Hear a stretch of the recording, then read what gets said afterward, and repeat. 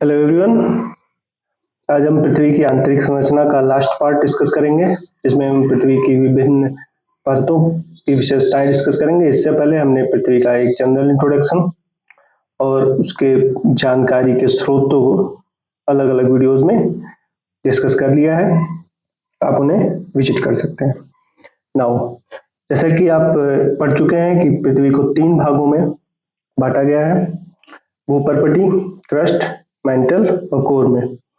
अब इनको हम अलग अलग देखेंगे, इनकी क्या क्या विशेषताएं इंपॉर्टेंट हो सकती हैं एग्जाम पॉइंट ऑफ व्यू से। तो पहले भूपर्पटी यानी कि क्रस्ट।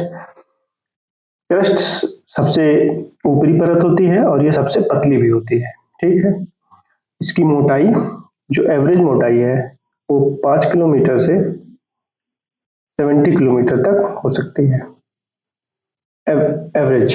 ठीक है, और घनत्व तो इसका सबसे कम होता है, क्योंकि इसके जो एलिमेंट्स हैं वो लाइट एलिमेंट्स से मिलकर बना होता है, सिलिका, एल्यूमिनियम, मैग्नीशियम से। इसका जो घनत्व होता है वो 2.7 से 3.2 तक वेरी करता है, जिसमें जो 3.2 है वो ओशियानिक क्रस्ट यानी कि जो महासागरीय क्रस्ट है उससे मिलकर होता है। ग्राम पर सेंटीमीटर क्यूब इसकी यूनिट होती है। ये रासायनिक संरचना देखें तो ये सबसे ज्यादा इसमें ऑक्सीजन,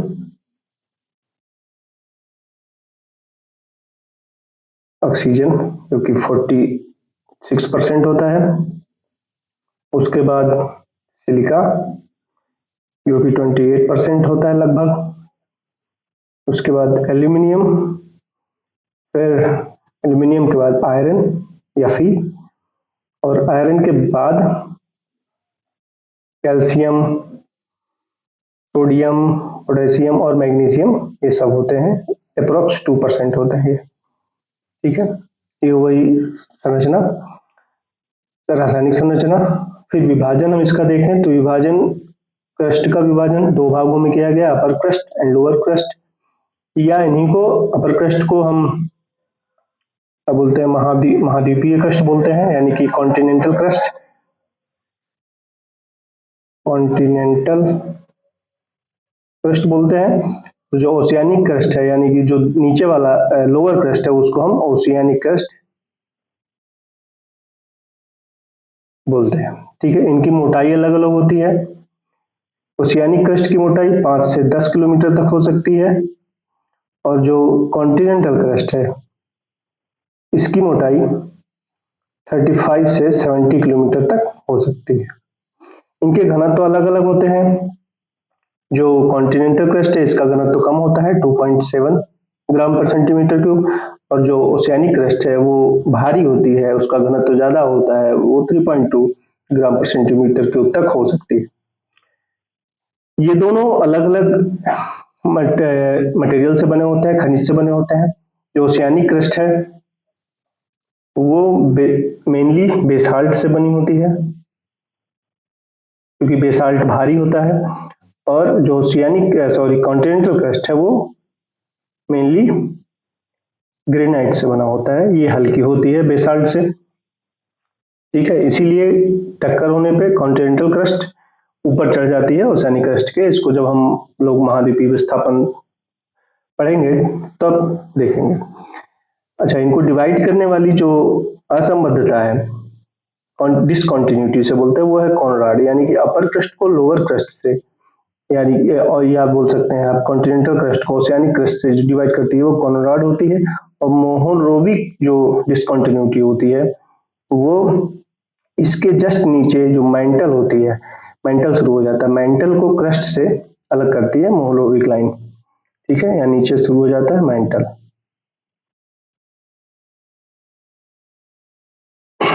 ठीक, यानी कि 2 भागों में बांटा गया है इस प्रकार से। और इनके बारे में एक जानकारी और, कॉन्टिनेंटल क्रस्ट जो होती है वो, उसको हम सियाल बोलते हैं, क्योंकि ये सिलिका और एल्यूमिनियम से बनी होती है मिलकर। और जो ओशियानिक क्रस्ट है उसको हम सीमा बोलते हैं, ये सिलिका और मैग्नीशियम से मिलकर के बनी होती है। ठीक है, तो इम्पोर्टेंट है ये दोनों डिस्कॉन्टिन्यूटीज, क्योंकि इनका निर्माण होता है कैसे कि यहाँ पे अचानक से जो गति होती है पी वेव्स की, हमने स्रोत के बारे में अध्ययन किया इसके पहले की वीडियो में, जो पी वेव्स एस वेव्स होती हैं उनकी गति के हिसाब से इनको अलग अलग लेयर्स में डिवाइड किया गया है। तो इन असंबद्धताओं पे जो इनका ये जो बफर जोन था वहां पर स्पीड जो है वो स्लाइटली बदलती है, इसलिए इनको अलग अलग नामों से डिफाइन किया गया है। ठीक है, ये हो गई भूपरपट्टी, सबसे ऊपर वाली लेयर हो गई ये वाली। अब हम पढ़ेंगे मेंटल,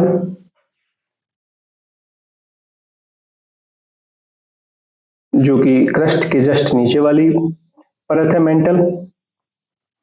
इसकी जो मोटाई होती है सबसे ज्यादा होती है, सबसे मोटी जो लेयर है वो है मेंटल, सबसे मोटी लेयर मेंटल होती है।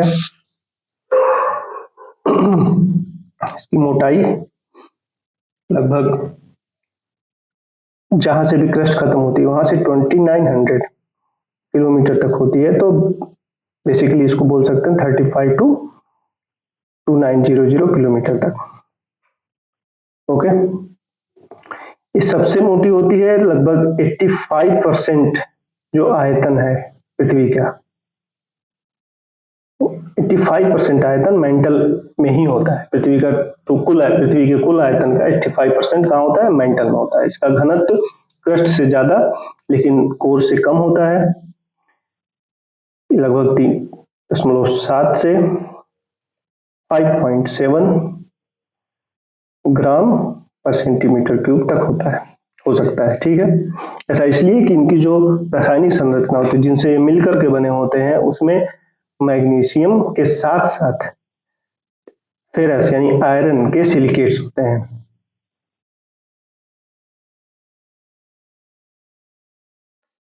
तो मैग्नीशियम क्रस्ट में सिर्फ मैग्नीशियम एल्यूमिनियम था, यहाँ पे आयरन भी आ जाता है, इसलिए इसका जो घनत्व है वो बढ़ जाता है।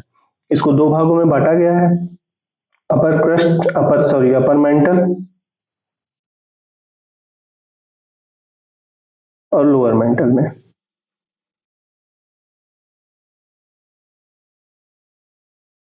फिगर में आप देख सकते हैं, यहाँ जो जहां से क्रस्ट खत्म हो रही है इसको 35 या 70 किलोमीटर जो भी मान लें, 35 लेकर के चलते हैं, वहां से 700 किलोमीटर तक का ये जो क्षेत्र है वो है अपर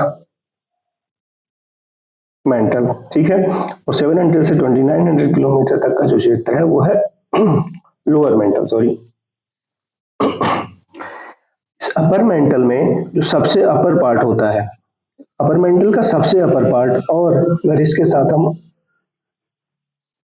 कॉन्टिनेंटल क्रस्ट और ओशियानिक क्रस्ट को मिला दें, यानी कि क्रस्ट को मिला दें हम, ये जो क्षेत्र बना यानी कि क्रस्ट और upper part of upper mantle, इसको बोलते हैं लिथोस्फीयर, स्थल मंडल बोलते हैं इसको।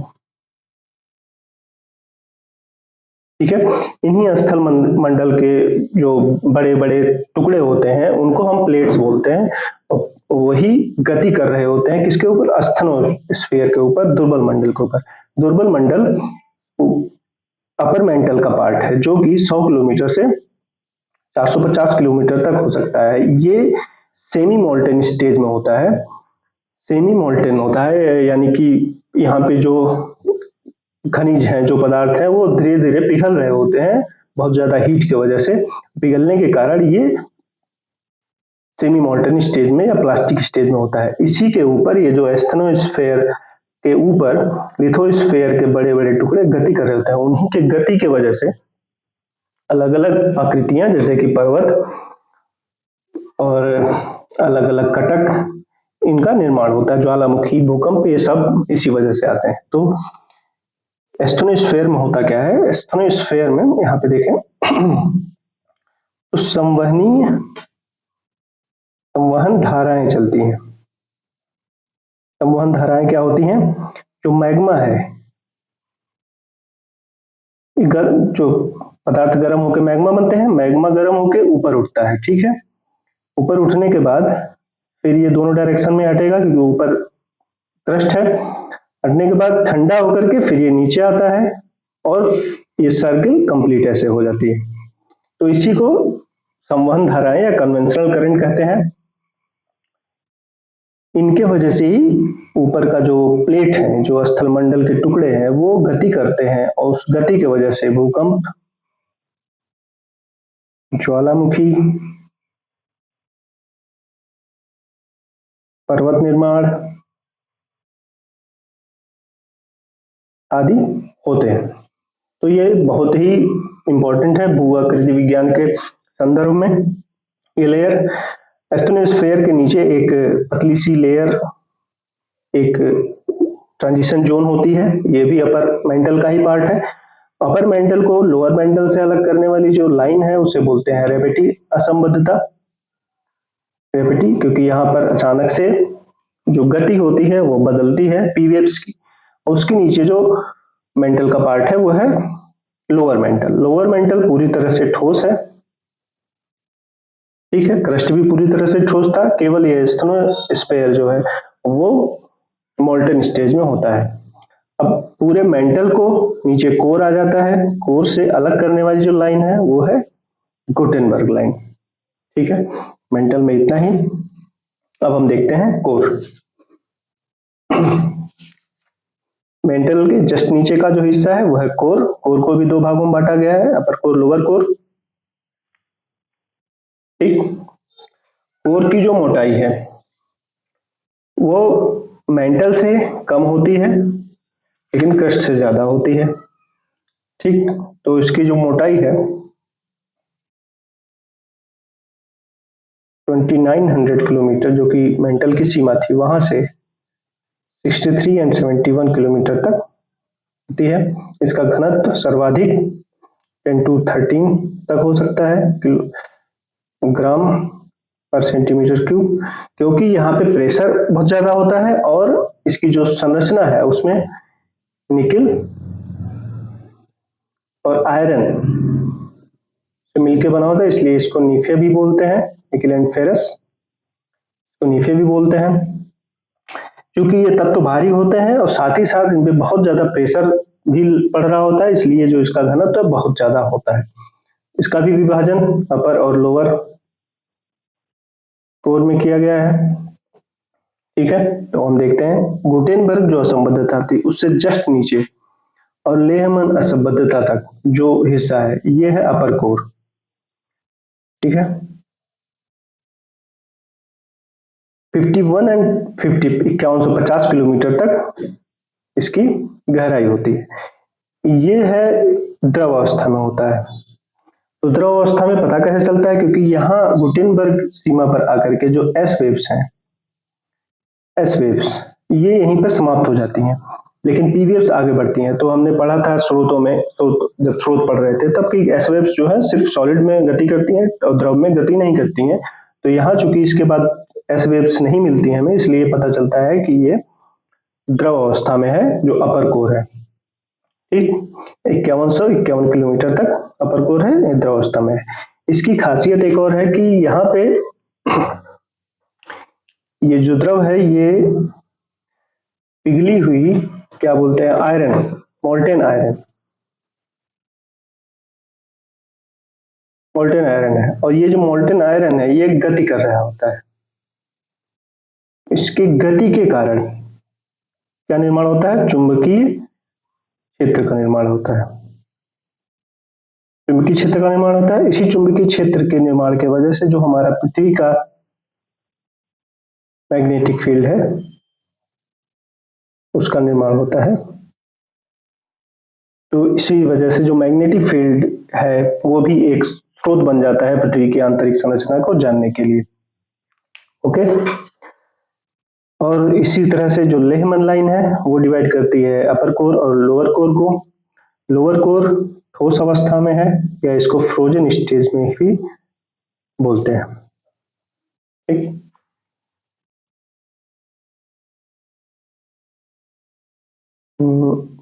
I think that's it. एक चीज बच रही है कि जो हमने घनत्व पढ़ा था, अलग अलग लेयर्स का घनत्व हमने देखा। कोर का घनत्व 10 से 13 ग्राम पर सेंटीमीटर क्यूब है। ऐसे ही मेंटल का घनत्व 5.7 था और जो क्रस्ट था उसका घनत्व 2.7 टू 3.2 तक था। लेकिन अगर ओवरऑल देखें, ओवरऑल जो घनत्व है पूरी पृथ्वी का वो होता है 5.5 ग्राम पर सेंटीमीटर क्यूब।